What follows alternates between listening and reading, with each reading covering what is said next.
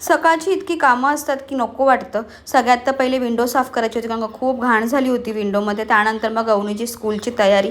Madam खूप पसारा काढून ठेवतात शाळेत जातानाच्या वेळेस. त्यानंतर मग जेवण काय बनवायचं, तर मग सुकी मच्छी आणली होती, तर मग तीच केली. त्यानंतर माझी एक मैत्रीण आहे, तिने मला छान असा कपाट दिलेला आहे. खूप छान कपाट आहे आणि आतमध्ये पण कपे वगैरे खूप मस्त आहेत. त्यानंतर मग आमच्याकडे काम करायला माणसं आली होती. आम्ही काहीतरी वस्तू नवीन घेतलेली आहे घरात, ते तुम्हाला नेक्स्ट व्लॉगमध्ये कळेलच एक्झॅक्टली आम्ही काय घेतलेलं आहे, तोपर्यंत गेस करा.